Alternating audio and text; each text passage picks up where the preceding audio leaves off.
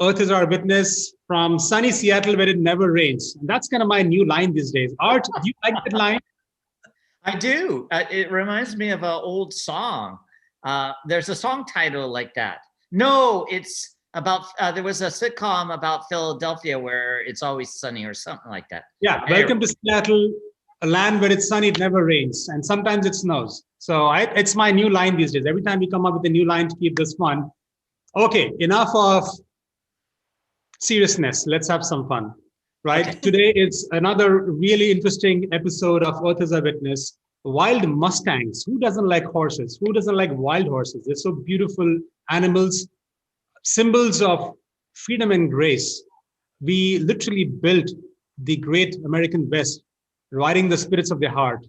But today, they are being stripped from their homeland. And with that, let me introduce you all. Let me introduce our special guest, Kimerlee Curyl from beautiful California, to talk about Forever Wild and why the wild horses matter. So Kimerlee, welcome to Earth as Our Witness. It's an honor to have you. So happy and so excited to see the images of the horses and their stories. Thank you. Thank you both for having me. I'm really excited and honored to be here. It's been really fun getting to know you, Parimal, and getting to know you, Art, now, because I've followed your work for so many years. So I'm looking forward to it. I'm really honored you guys had me. Thank you. You're Thank welcome. You. So Kimerlee, can't wait to jump into the images and the stories. If you want to go ahead and share your screen, and I'm sure we'll have questions to the audience. I'm going to obviously take your questions as well. So as Kimerlee is trying to get this set up and share, if you have any questions, don't be shy. If you have any comments, do not be shy. If you want to say good things about Art or Kimerlee or I, that's always welcome. Oh, God. Okay. You are sipping the whiskey tonight, aren't you? It is whiskey. And I gotta say, this bottle was full a month back and now it's not full. So I don't know what's happening. It's time to rob another liquor store. All right, Kimerlee, take over. Just otherwise you'll never get a chance. Okay. So here's one of the first images I decided to start with. And I picked this one to start with because I feel like it's representative of how iconic wild horses are when we envision them on a hilltop, you know, hair, manes, everything flowing in the wind. But really how this image came about was as photographers, we always have, I think, images that we're dreaming of getting, you know, that we have our wish list of the image we want to get. And I have been photographing wild horses for a really, really long time. So I still have a number of images that I haven't captured that are in my head that I'm dreaming about getting. And this was one of them.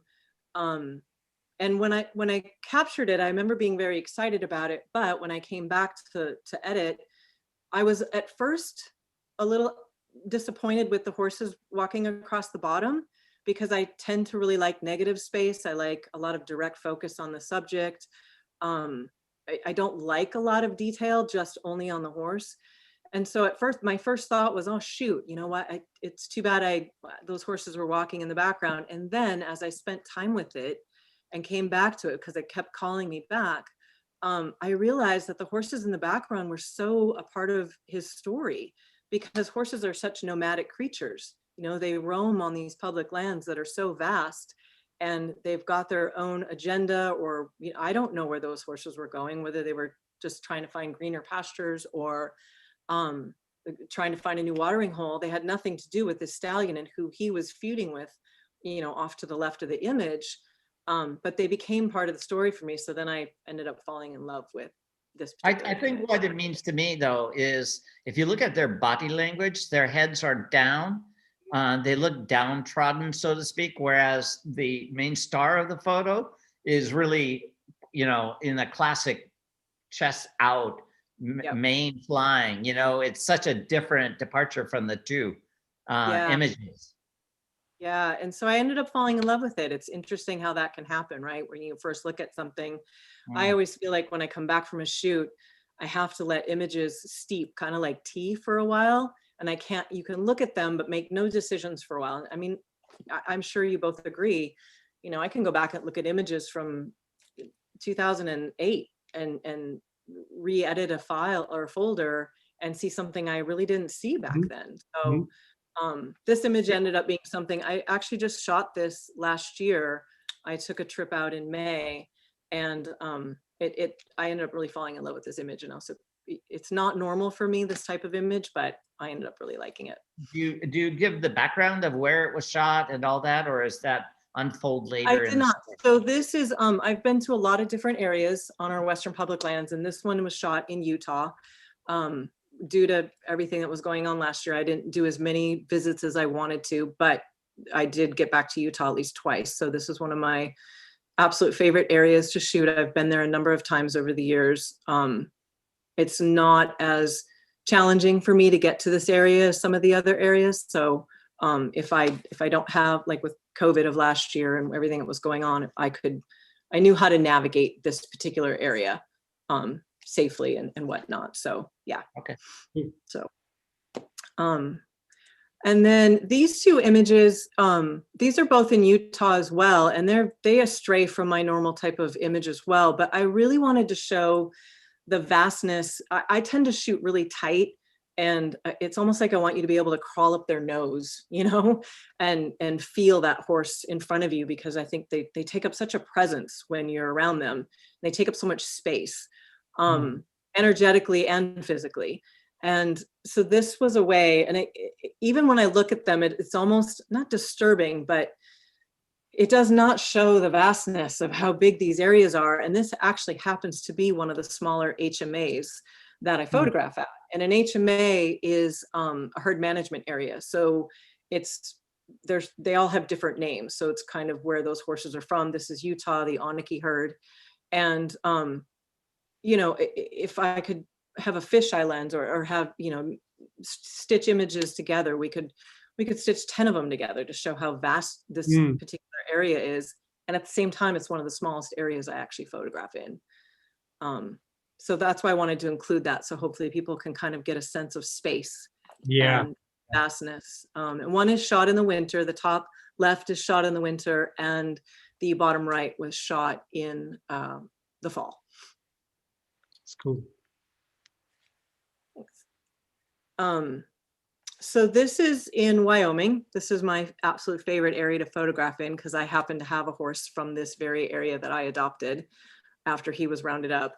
And this is Great Divide Basin in Wyoming. And this is probably one of my absolute favorite stories to share.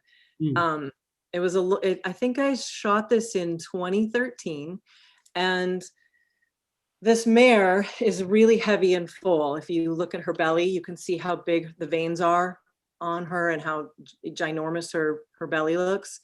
I thought I was going to see this baby be born. I mean, she was so pregnant. She was waddling so slow.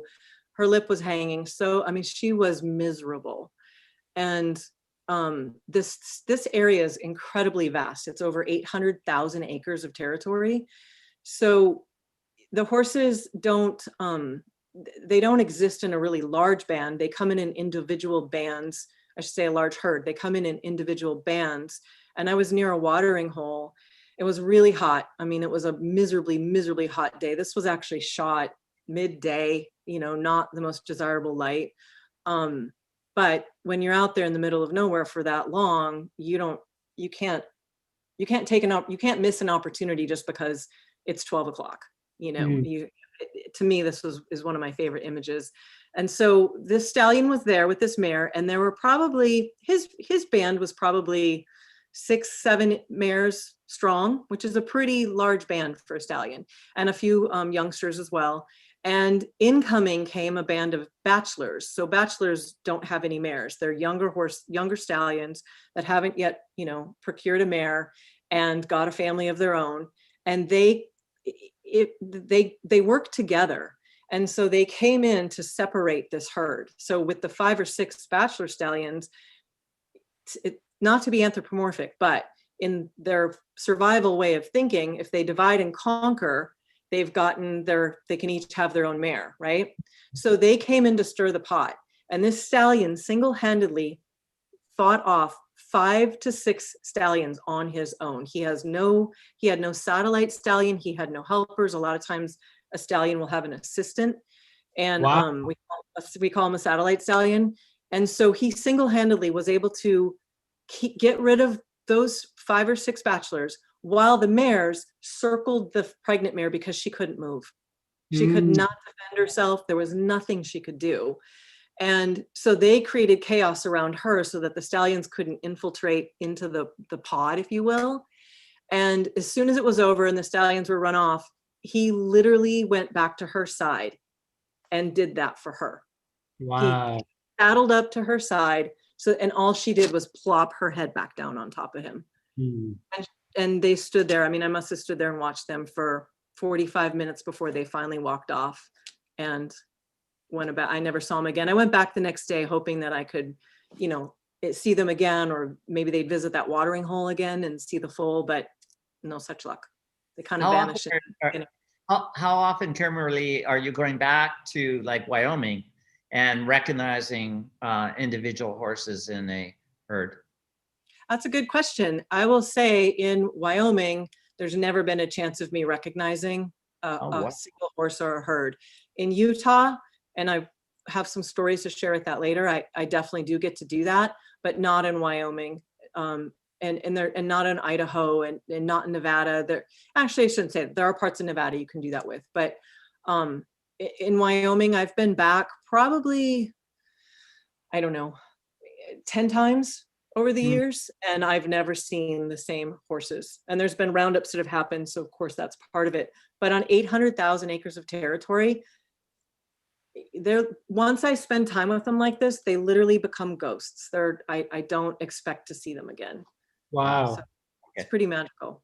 That in itself, I got to say, I mean, it's a beautiful image, but the story you shared, the intimacy of that moment, and then the ghosting that's going to happen, that then you probably won't see them ever again. And it's just all you have in the end is that memory and that shot that you took. Yeah. So interesting.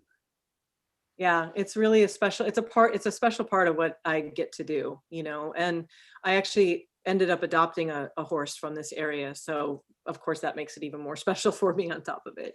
So when you adopt a horse, what does that really mean to the folks watching this?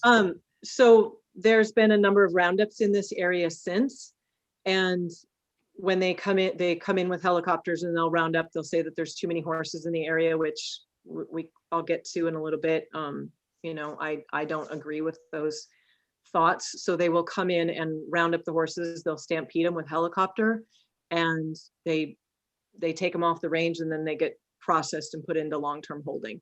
You have the chance to adopt a horse from long-term holding, but the numbers are a little bit, it's impossible. We'll never adopt our way out of this situation, but I happen to love this area so much. So when the horse I have came available, just because it was from the Great Divide, I fell in love with this picture on the internet, and I adopted him and crossed my fingers that everything would work out. And he's ended up being an amazing horse. What happens to the horses, if they don't get adopted after the roundup? They end up in long-term holding. So they really just kind of end up in a camp with pipe corrals and pens, and we as taxpayers now have to pay for their care. Once they're rounded up, they're going to need food and their teeth done and their feet done and vaccinations and all those things that they don't need if we just leave them on the range. So now they come into long-term holding, we pay for their care, but really they're quite imprisoned. I've spent some time in those areas, obviously, when I got my horse, but spending time watching roundups happen, spending time at long-term holding or short-term holding, it's so apparent how much their spirit is gone. They've been broken. They're still a horse. They're going to live. They'll survive. But their spirit is definitely broken once they're in holding. It's not the same animal at all. I mean, even my own horse, sometimes I get guilty about, the fact that I took him. I didn't take him away from this, but the government did, but the BLM did. But there are still moments with him where I can see in his eye this landscape. I swear, it's the craziest thing. But I believe in adoption. I do think that there are good adopters out there. The adoption program falls short in some areas, but it's one of the many facets of solutions for the horses, but it's not the only one. It's not the Boy, best one. I can see where we could just pick your brain all night long and we will I know, not get the I know. photos. I know. We'll be mindful of what we ask you, okay? Okay, All right. no, that's okay. And I can go on and on. So stop me whenever you need to. So the next two images really are here to support the last one. I mean, you see, you know, the intensity, the muscle, the strength that these animals have. And even though it's not the same two horses, these are two horses that are challenging each other to protect their mares, like what you saw in the last image. And so are they rolling in the mud or cooling their bodies, or what's going on there? Yeah, same as, you know, any other type of wildlife. They will visit the watering hole on. Uh-oh. That's okay. Parimal, tell Kimerlee what to do. Can you go back? Let me, can you hit escape, Kimerlee? That's okay. We'll figure this out. Can you hit escape? It wants me to say new share, or if I hit escape. Yeah, hit escape. Okay, try new share and then see what happens. Oh no, it's not giving me anything, you guys. Okay, don't worry. No worries. Oh, there. Are you there? There you go. Yeah, perfect. It's working. All good. I don't know what happened. Maybe my computer went to sleep. Sorry about that. Okay, so yes, they are, you know, they'll visit the watering hole, they'll roll in the mud to protect themselves from flies and gnats and you know, just to protect themselves from the sun. And just like most wildlife, I'm sure you see lots of that all across any species. So that's what that is. He had been in the watering hole. Yeah. Beautiful shot. Beautiful shot. Thank you. Thank you. The next one supports the same thing, but I mean, how could I not include that one? You know, I mean, it's pretty intense when they get together. And this is certainly not, you know, one of my images that's in one of my fine art collections, but it's just so telling of how dramatic it gets when they actually really do need to protect their mares, or they're fighting to keep their herd strong. And these two stallions were actually of the same herd. The stallion on the left he's no longer, because he's gotten older, but he was the ruler of the roost of the whole entire range out in Utah for a very long time. And that was his satellite stallion. So the stallion on the right was his defender. And at one point, the defender then takes over. And that is what has happened now. And his herd has been dispersed and they've moved on to different stallions. And he's a lone stallion, you know, roaming the range pretty much solo at this point. But. And that's why I keep my eye on Parimal. I never turn my back on Parimal. Ever. Oh, that's great. Okay, I love the image. If you go back, I also love the kind of the action and the drama that's happening, and especially the thing that's flying out again goes, and you know, the hills behind the mountain range is just a beautiful image. Yeah. Thank you. And you know, it's again not the most desirable time. You can see by the shadows, it's highlight of the day. But when I a lot of times I spend all day out there. I don't take a break just because the light is bad, especially if you're camping out there, or, you know, sometimes if I'm not camping, the nearest hotel is an hour and a half, 2 hours away. So you just stay out all day and you see something, you know, you got to shoot when the opportunity is there. So that's what that was. And still with the stallion thread. So this is who he's very well known from this area as Old Man. This is the area in Utah that is a little bit smaller of an HMA, but this horse is questioned to be in his early 30s, which is really, really old for a wild horse. Generally, their I'm lifespan. much older than that. Thanks for letting me know. I'm much older than that. Yeah, their lifespan is generally, it's mid-20s, depending on the harshness of the area that they're in. This stallion I first photographed in 2008, so I've actually got to watch his progression. And even when I first photographed him in 2008, he was already not the strongest stallion. And I heard that he was at one point from some people who have been to the area before me. And So he still had a band, but he was more of a satellite stallion. It just was allowed to be around. And I've watched over the years that he's gotten pushed out more and more. And when I was back, this was last October. And when I was back there, he was really pushed to the outskirts. I'm going back in a week, and he'll be the first horse I'll be looking for, just to make sure he's alive and okay because of winter. And I don't think Utah's having that harsh of a winter, even though the rest of the country is, but I've been watching their weather, and they haven't had a lot of snow and extreme temperatures. So, it's just normal to always look for him. And this herd does stick together. They're a herd that you can really watch each of the horses, month when you come back year after year, because they really stick together. It's not like any other place that I photographed at all. And so it's been amazing watching him, get older over the years, but he's really getting old now. I worry about him. When I was back in October, he was getting picked on more than usual, and that ebbs and flows. It just depends on the group of stallions that decided to pick on him that day. For a long time, he held his own, but this last fall, when I was there this last fall, he's taken some hits. So, but he's had a beautiful life. I mean, he's lived wild his entire life. He's never been rounded up. He's never been captured. And so it's a beautiful share just my subjective view of this image is, when I saw this image, and when you sent this to me, Kimerlee, I felt a bit of unease looking at this image. Yeah. Reason I say subjective, because to me, I know these are not vultures at the top, but they feel like that. And you can look at his rib cages and his old age, and you feel that finality coming. And that's at least how I feel.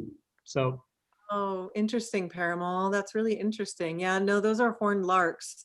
So they weren't that, but now that you say that, I can see where you're getting that from, and interesting. And you'll notice in the background too, again, this isn't a normal image for my collections, but I felt like it really told a story. If you look in the background, you'll see some white dots. Can you see that, like on the right side of the image? Yes. So this herd management area is outside of an area called Dugway Proving Grounds. It's south of Salt Lake City. And so that's literally a proving ground. So there are times where low flying planes or stealth bombers, all kinds of, military activity is going on while you're with the horses. And it gives it this really eerie, and I don't mean that as anything bad against, service. It's just Unsettling. Yeah, it's unsettling.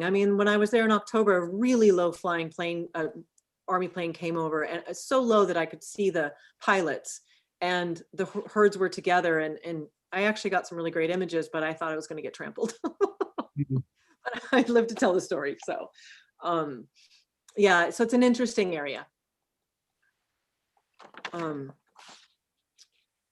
And then this is just, how do you, this is what they live for. The family is everything to these animals. And I think a lot of people we have such a way of dealing with horses in domestic life that people forget where they actually come from. With a lot of wildlife, I think horses and wolves, because wolves, getting where we got the dog from, they're the two, and I'm sure there's more, but the two species that I think of that interact with us, and they're interconnected with us. They're curious about us, even though they're wildlife.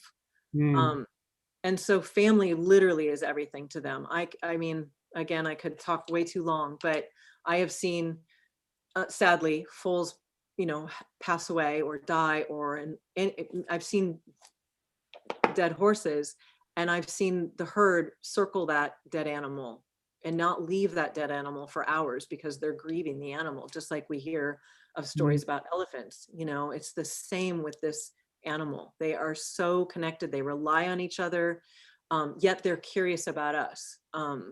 It's been mapped that literally scientifically, it's been mapped that a horse can feel a human heartbeat. And I've read 4 feet away, and I've read 12 feet away. And to me, that's remarkable that they're that interconnected, even to us, even though they're more interconnected to the earth. So what a very tender moment. Just this beautiful expression of love in this image. yeah, mares and foals, it's pretty special. Um, so getting a little bit away from the whole family unit and how they protect each other and stuff and what they mean to them, this I feel shows you what life can be like out there. And I shot this image and then had to drop down, turn away from the sand and cover my lens because what you're seeing in the background is literally dirt. And it was one of those moments where it was very windy, typical in the high desert. And you could see, I've had this happen twice, and a wall of dirt was just coming my direction, and there isn't anything you can do. Your car's, however far away it is. And so I remember thinking, I'll get the image and then stop to protect the camera as best I can. And this was the result of that. And as that wall came, obviously the horses started running away from it as well. And just kind of shows that they don't, again, thinking about domestic versus wild, these animals live in incredibly harsh conditions. And not only do they live in incredibly harsh conditions, they thrive in incredibly harsh conditions, which is just another reason why I feel like we owe them so much, that they're the true spirit of the West. So that was why I wanted to include this. Yeah. Beautiful. The raw power of that's coming towards you is just amazing. I can feel it. They're quite a bit distance, but you can see it's coming. Yeah, it was pretty amazing. This is back to Wyoming, so much more desolate area, and a stallion I actually have gone back and looked for. Of course, I've never found him, but another one of my favorite stories to tell. This particular trip, this is in Salt Wells, Wyoming. So I was headed to Adobe Town. The reason I was headed to Adobe Town is because they're known for these horses that have high Spanish influence, a lot of grays, which are white horses. We call them grays. And white is my favorite color. I love shooting gray horses. I love stark white backgrounds. I like negative space. So I just was on this hunt. I was like, I really want to get to Adobe Town. I really want to photograph gray horses for the next 2 days. And I was with a friend and we were heading out, and we had been in the car for hours. And this weather started to come in and it was getting late. I was like, you know what? We have got to turn back, because we were staying, we had to stay in town on this trip. And so we made the decision to turn back. So which just means we probably spent 5-6 hours getting nothing, no images. And so we turned back, the weather was coming in, it was really misty, all these low clouds were coming in. And we were driving up the road, and the road started to undulate. And as we crested the hill, I kid you not, you cannot make it up, this guy was standing in the middle of the road and did not balk when we slammed on the brakes of the car. And I thought, you've got to be kidding me. Am I actually going to get my unicorn today? Wow. And it was amazing. And he stood there for quite some time. And so I took, with horses, obviously quick movements don't work. So I just sat in the cab of the truck for as long as it took. And then eventually came out with, long lens, and I had to have a tripod because I think I was using a 600, because this area, you can't get near these horses. And a lot of times that tripod and that camera lens coming out can spook them. So I got out, I walked closer to him, and he didn't seem to be bothered by anything. And again, I said this word before and I'll say it again, but I don't care if I'm being anthropomorphic or not. As I started to get a little bit closer to him, he did start to walk off the road, but it was so casual and so just nonchalant. And he walked over to the left of the road, and down in a gully were all his mares. And I kid you not, they were all gray. Every one of those mares had a 2-year-old foal, and they were all gray, which when they're foals, they're actually black, but they turn gray. And then there was 2 or 3 little baby, newborns, and the whole entire band was gray. And so just taking all that in for a second, looking back to the horse, he didn't go to them. He just showed me them. And then he walked across the road over to the right to this plateau right here and stood there. And all I could think was, I can't help it, but he did that. He's bringing me here. I can't make this up. You know, he just is showing me his kingdom. And that, I mean, that's what I took of it. And it was, the weather was bad. Some of the images, it got real dark at one point. It really started to mist and, you know, just that moment before it's raining, but I wasn't going to leave him. And we stayed with him until the last light. And I did go back the next day and I did find this herd that next morning, but then that's the last time I saw them. And so the next image is him. Go ahead. No, but this is your story, what happened, and he's showing you his kingdom is so powerful. Even the look on his face, he's not facing you, but yet he's making eye contact with you. He's almost saying, is this what you wanted? You know? And then there's that's what it felt like. I felt like this, I was in a movie. I always say the Chronicles of Narnia, big white dog was taking beautiful horse, a wild horse, but totally relaxed, and then gives you more than what you expected. Almost. Yeah. If you look at serendipity. I'm sorry, Parimal, what? Almost like a miracle or a serendipity. Things happen, things what you want, and you let go of control, and sometimes you get even more than what you wanted. Exactly. And that's what this was. This literally was one of the best gifts, the best moments. I've had a lot of them, an awful lot of them, but this was literally one of the best, most magical moments I've ever had out there. It was phenomenal. And so this image was when he was on that rock. And it's so almost the horse is saying, will you be our voice, Kimerlee? Yeah, well, I'm hoping to. That's the goal. This area, the other thing about the story, and then I will move on because I know it's been lengthy, but just 9 or 10 months before this photograph was taken, and during this particular trip, it was really hard to find horses. They had rounded up 2,100 horses out of this area. So the whole week I was there, I was having a really hard time finding horses. And then when I found him, obviously, not only was it just, oh, it's great that I finally found horses, but I found him. And for him to be so mellow after, you know, what humans had just done to them 9 months ago, again, was just an added bonus to the gift. Well, it's a very strong horse, a very strong image. Thank you. Thank you. Thank you. I mean, look how powerful that guy is. Yeah. Yeah. He was really strong. And if you know about what happens to horses in the wild, like some of the other images in the back, notice he doesn't have a lot of scrapes on him or cuts. So he's the type of stallion, and he had a lot of mares. I mean, he had a band of 5 or 6 mares, which is pretty big, and no satellite stallion. So he was probably the kind of stallion that just doesn't get involved in the drama, or, you know, he keeps his family very safe and off to the side versus getting into the mix. You know, he'll probably go to water separate from other horses because he's a good stallion. Good stallions that have that many mares and don't have a lot of marks on them, those are strong stallions. So interesting. Yeah.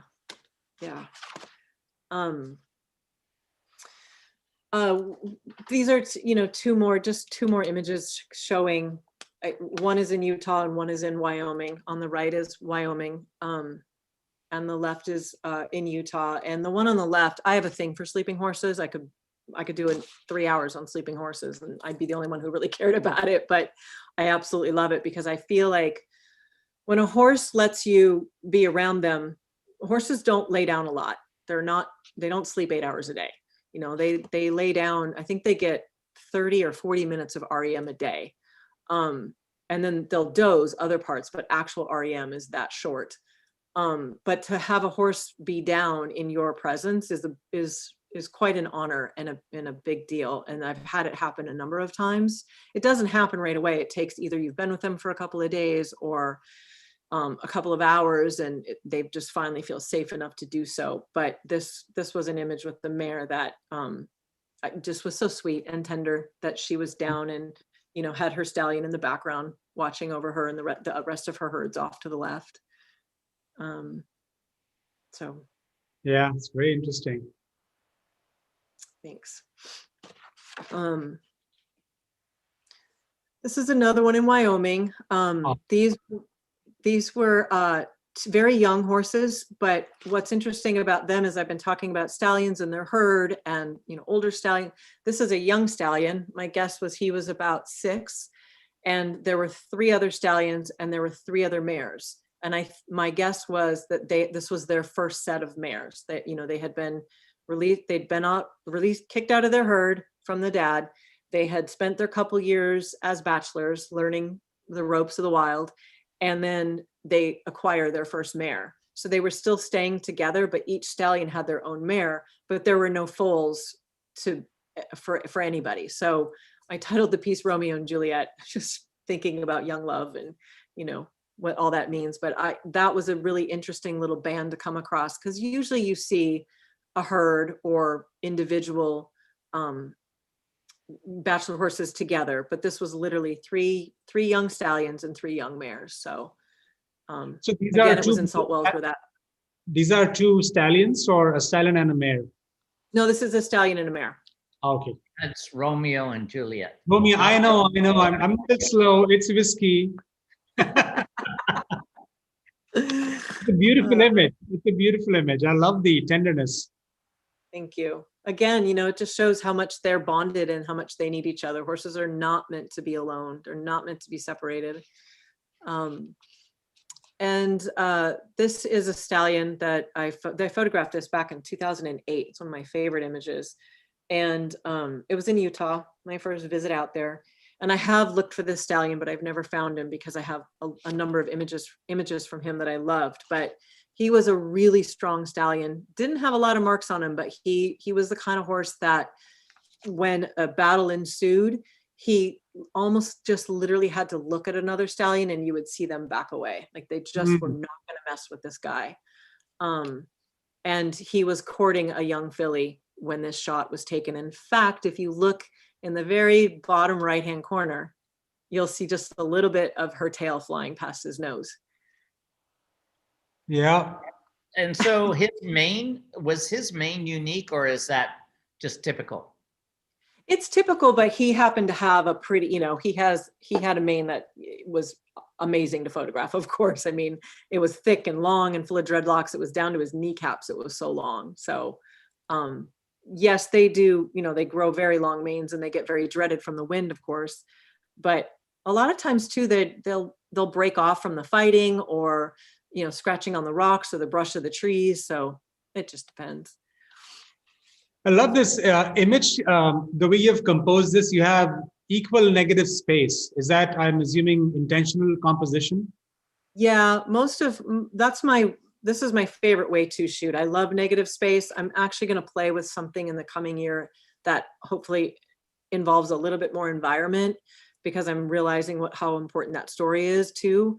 But I love negative space. I love tight shots. I just, it means so much to me to see those details and really feel like that horse is right in front of you. So yeah, I shoot with negative space quite a bit. I like a lot of cleanness. Thank you. I had a quick question from Gretchen from our audience Facebook.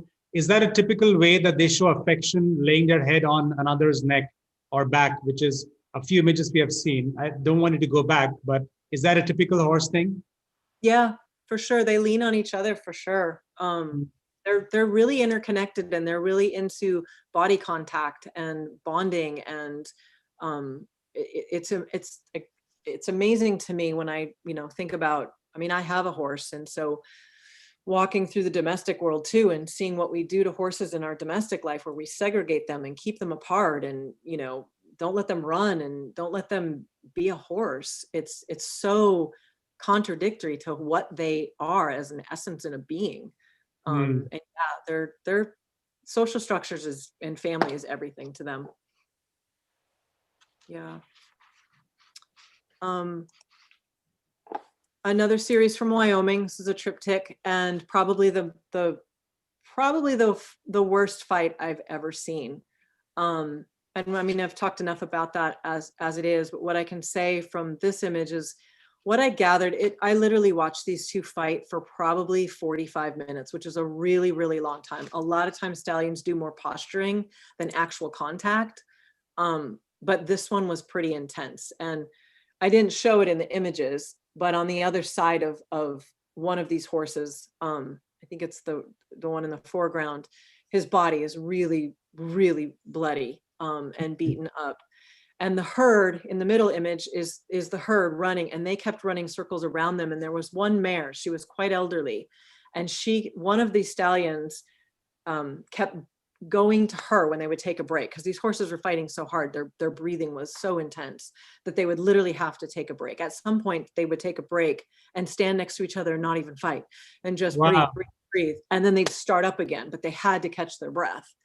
And they even went to water together. They literally went to the watering hole, they watered, and then bam, they just went back at it. And because of that mare, and because one stallion kept going back to the mare, I have no idea if I'm right or wrong. All I can say is from, my experience with horses, I got the sense that it was a father and a son, and that the son didn't want to leave the herd, and that the mare was having a hard time with the son leaving the herd, which is not, I don't mean to anthropomorphize it. I'm just deducing what I saw. I have no idea if that's the truth or not. It just was, I've never seen a fight like this again in all the years that I think I photographed this in 2010 or something. And so it has a significant memory, obviously, for me. You mentioned it's a tough word, especially after whiskey, anthropomorphism. Yeah. I will not say that word again. Art, don't laugh. I will not say that word again. I avoid that word like a plague. Anthropomorphism. It's so complicated for my understanding. Here's the point. We are led to believe that we don't want to use that for animals because it's putting our emotions on animals. But there's actually a lot of scientific evidence, at least what I've read, and there's some TED Talks on that from scientists, which is actually not wrong. It's not that these are human emotions we're putting on animals or horses. It's rather, we all come from the same tree of life. So what we have as emotions are also what they have. It's not uniquely human to love. It's not uniquely human to have a family. It's not uniquely human to protect and care. Rather, what makes it human is the extremeness with which we exhibit that, either crazy love that we can save amazing things or cause a lot of destruction, which is negative aspect of being human. So just wanted to throw it out there. No, I'm glad you did. I appreciate you saying that. I think walking between a domestic world and a wild world as a horsewoman myself, it does come up. People will not accuse me, but bring it up often. And listen, even when somebody says, "Oh, you're romanticizing the issue," my answer is, of course I'm romanticizing the issue. This is wildlife. This is wild land. This is wild places. I want people to be romantic about our wild world. I want people to care about our wild world. So yeah, be romantic about it, because then maybe you'll do something more about maybe you'll care. Right. So thank you for saying that. It was a good comment. I think this is my last image. And this, again, two stallions. And what was really interesting about this meeting with these two was there was no fight that ensued whatsoever. They each had a band of mares off to, their respective distances. And they acted as if they were going to fight. The stomping, the posturing, the snorting, everything they were doing on the ground before they made contact was building and building and building and building and building. And I was like, oh, I'm going to get this great rearing shot. All the things that you're thinking about as a photographer. And they came together, and that's what happened. And they stayed that way for what felt like a long time. It was probably only like 4 or 5 seconds, but smelling each other, sniffing each other. They both broke apart, nodded their heads, spun on their haunches, and went off back to their bands. And again, my exact feeling immediately was they met, they both knew they were strong. They both knew they didn't need to fight each other. Let's just go back to do our job. And that was it. And I love that image for that reason, that it wasn't some epic battle between these two stallions. I think that's my last image, you guys. Beautiful image. Love this image. Beautiful image. So the next portion of this, you're going to talk about the story of the horse, or because I've got some questions I want to ask you, but I don't want to jump ahead of your story. No, that's You- okay. The next slide, this kind of goes to, because I've touched on the horses being rounded up. Yeah. And I work with an organization called the American Wild Horse Campaign, and they are the #1 organization here in the country that protects our wild horses, not only on a lot of different levels. I mean, from litigation to birth control, they're literally the strongest, highest voice for the American wild horse that we have right now. And a lot of times it's hard for people to grasp, well, why are the horses getting rounded up? Yes. The main reason the horses are getting rounded up is for special interests. So, and of that special interest, oil and gas is cattle and sheep. So this grid, I feel like me saying that the allocations of land are not, fair is not enough. When you look at this grid, you can see we have 245 million acres of public lands. Of that, 155 million acres are given to cattle and sheep. 27 million are allotted for wild horses. But of that 27 million, 80% of it is shared with cattle and sheep. So literally you see those little dots on the side, that's what wild horses are left with. And still, we still have to fight to keep them on our public lands, year after year after year. And I have been involved in this issue since 2004. And I think what's so, a lot has been great, especially because of AWHC. This campaign has done so much for the wild horse. But what has been so frustrating to me is to see the same story repeated over and over again. What's that? The definition of insanity, doing the same thing over and over and expecting different results. The BLM continues to round up, stockpile, and warehouse wild horses when we've got other solutions out there, like birth control, which is the #1 thing that should be utilized and is not. Literally less than 1% of the budget goes towards birth control to help, population control. But they continue to do the same thing over and over again when these are the statistics, and it's frustrating. But so if you have any questions about that, go ahead, because I don't want to keep. Yeah, I'm curious. Are they rounding up these horses not because they feel the horses are eating what should go to the cattle and the sheep, or is it because the horses are eating food from deer and pronghorn and other animals that are, original inhabitants of the land? What is the reason? It is cattle and they don't want to share the forage with cattle and sheep. So that's the main reason. Deducing it down is the main reason why this happens. So there's plenty of forage out there. And again, if you look at the grid of how many millions of acres we have as public lands, the slice of the pie for the horses is so small, on top of the fact that the slice that's given also has to be shared. So it's a real inequality of how our public lands are being managed. I think a couple of months ago, we had Amy Gulick on, and she was talking about salmon. And that when we stop looking at salmon as a resource. A relationship rather than a resource. Right. Then things change. But right now, the cattle and the sheep on that small portion of the overall land is deemed a resource for humans, whereas we're not looking at the horses as from a relationship point of view. Is that correct? Yes, absolutely. You got it. So, so the horses originally were domestic, right? They were brought by the Europeans. Originally the Przewalski's horse from Mongolia, and I think a couple of other wild strains were cultivated over the centuries by man. But this is a clear case where animals revert back to their wild nature. It is, but there's It is, but, and I actually should look at my notes so I don't get this one wrong.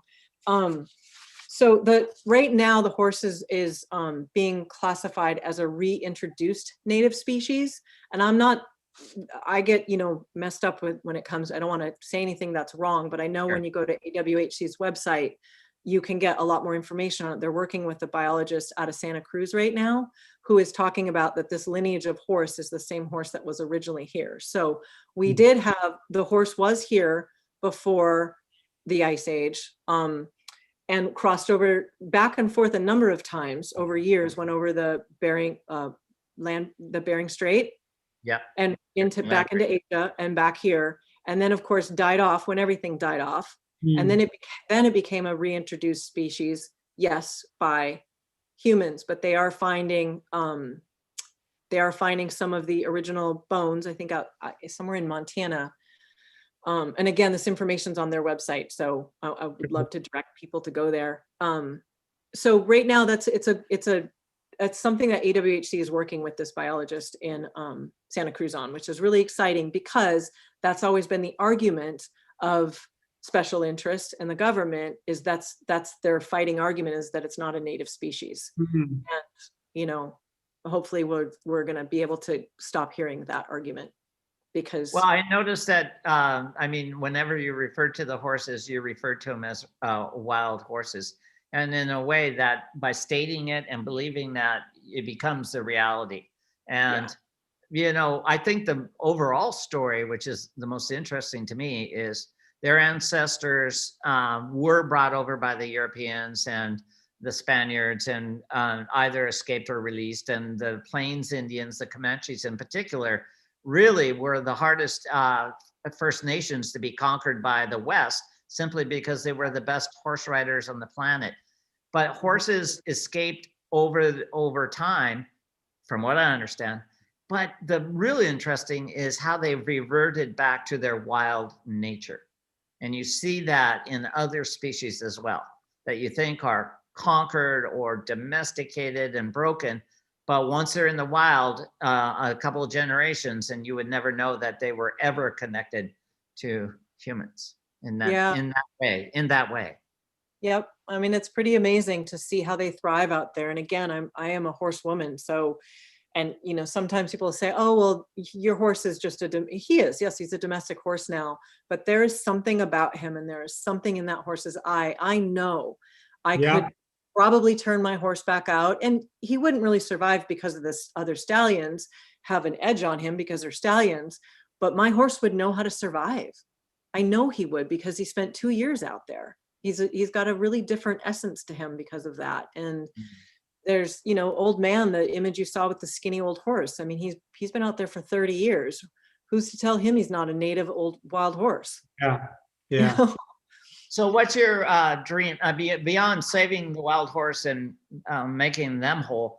Are there places you want to go and photograph other populations of wild horse, like Sable Island or other locations? Or are you, I mean, I know Wyoming, Utah, Idaho, there's a lot to do there. Yeah. But so, I mean, do you have a desire to go other places, or is you've got to go? Yeah. Okay. Yeah, for sure. I mean, I'm hoping to visit. I visited an area in Iceland where there's a private island, and there's a little herd of wild horses that live there. They're Icelandic horses, so they're wild because nobody manages them. But that was really exciting to do and see a different species. I've done the horses on the eastern seaboard, so. The Corolla horses, the Carrot Island horses. I will say, because those horses they're managed very well with birth control and PZP, there was a different sense leaving there than there was leaving the Western horses that are threatened. And so, you know, I'm sorry for interrupting. Go ahead. No. At my age, if I don't get it out, it's gone. I think it was your second shot or third shot of the two horses standing, fighting. I mean, I think that photo really is a great metaphor for what you're talking about. They're wild, they're free, they're not like coiffed in beauty. They're totally raw, and you wouldn't find that in Chincoteague and other places where horses are kind of, you know, wandering the beach, but fairly benign. These guys have to fight for survival. And I think that photo of yours really is a great metaphor for that. Thank you. Yeah, it's interesting being in the more rural areas. You know, in Wyoming, you can be, your car can be, you can be coming down the road 3 miles away and you'll see a herd way off in the distance and they will decide you're too close. You know, Hmm. just, it's really rugged, wild territory. I mean, these horses, even, it kills me when I think about them getting rounded up and they're running across, you know, this diverse landscape with cliffs and jagged rocks and undulate. I mean, it's just amazing how these animals survive. It's really, if you think about, when we think about freedom and who we want to be as people, the horse is so iconic for that. I think that's why we love them so much. They represent strength and power and grace and freedom and integrity, all these things, survival. You know, they're an amazing creature. Well, and I with have your love, and with your love of black and of positive negative space, rendering these images into black and white or shooting them as black and white allows you to even further accentuate that concept. Oh, thank you. Yeah, thank you very much, Art. I do have one question for both of you as we wrap this up. But Kimerlee, was there anything else you wanted to share? I think you had a slide. Yes, this one, and then your website. And I do have a question for both of you. I just have, this is just, I would love for anyone who's watching, this is an organization that I wholeheartedly support. They are started out as a grassroots organization, small staff of people, and they work tirelessly to protect the wild horse. And they fought in DC and had, you know, have laws have been changed because of them. Horses have been saved because of them. And moving forward, they're, you know, they're the big voice in making sure that these horses have a place on our public land. So anyone who wants to follow them, I would love it. Support them. Great. They're a great organization. And that's the end. Thank you. Thank you, Not Kimerlee. quite. Yeah. Not quite. I think that Parimal's got a couple questions for us. Yes, Or one. yes. You know, if you want to escape, let's get you a full screen. And I do have a question. If you want to hit escape, so we can get out of presentation mode. Is that what we decided I was supposed to do? Yes. Escape? Yeah, just hit escape. That way we stop sharing. There Okay. you go. Perfect. Now we see you. Thanks a lot, Kimerlee. I do want to thank you for just amazing passion with, you know, and what you stand for. And I'm glad Art has a voice and wild horses have a voice. My question to both of you, starting with you, Art, and then to you, Kimerlee, would be, given this conversation we just had, what would be one thing you'd say for us all as people? One message, one thing that we should all take away. Oh boy. You know, we lose any species on the planet, the world seems smaller and less interesting. And we're losing a lot of species. And so we need to hold dear what we can hold dear. And wild horses, and it comes down often to, can you save a species, or is the greed of humans going to trump that? And in the case of human greed here, it's having so much cattle and sheep on public lands that it's not just the wild horses that are at risk, but there's there's packs of wolves that are being shot if they take down one cow on public lands. Absolutely. And they pay very little for that privilege, but they have such a political sway with the senators of the West. You know, I won't say they're in their pocket, but there is a very unnatural, comfortable connection between ranch owners and local politicians. You can draw your own conclusions, but often it's wild horses and wild wolves that lose. So we need to build up awareness of that and support the groups that are fighting on behalf of making the land for everything. Thank you. Kimerlee, your last words. Yeah. That was amazing, Art. Thank you for I'll echo what you're saying. And, you know, I'm glad you put it in that perspective, because that's really what is happening. You know, horse populations would be handled by nature if the wolves were left alone and the mountain lions were left alone. So there's a lot with that. So I know you asked that question because I've been watching all of your episodes and we talked about it. And what I did was, I have this little piece of paper. I know nobody can see what it says, but I'm showing it because I literally cut this out of like maybe my first World Wildlife magazine sometime in the 90s, like the first time I wrote a check for $10 to something, and started my, I guess, mission of wanting to give back. And this has been with me. It chokes me up. This has been with me ever since. It's on my fridge, no matter where I live. And it came out of one of their catalogs. And it's this little cartoon drawing of a little girl walking on the beach with a starfish. And I know you've both heard this before, and probably everybody listening, but it says, a little girl began throwing 1,000 starfish washed on the shore. A little girl started throwing them in the water so they wouldn't die. Don't bother, dear, her mother said, it won't make a difference. And the girl stopped for a moment and looked at the starfish in her hand and said, it'll make a difference to this one. And I hope that's a takeaway for people, that no matter where you are, what your financial background is, what you're capable of, if it's wild horses or a prairie dog, I don't care what it is. Care about something and get involved with something, and your little drop in the bucket affects the whole world. Yeah. I have not heard that story, by the way. I have not heard that. No. Me neither. Thank you for sharing that. It's a beautiful story, and I'm glad you're leading with your passion and emotion. It's so wonderful.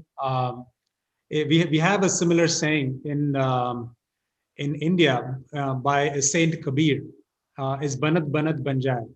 Banat Banat Banjai means with one thing, it happens. Just start somewhere. Start with what we can, and what beautiful inspiration you have given all of us, Kimerlee, and thanks for sharing your love and your passion for saving the wild horses. And Art, thank you as always, and thanks to all our audience members. It's been great to have you all together. All right, guys, thank you for sharing the evening with us. Thank you guys both for having me. I so appreciate it. I'm honored. Good night.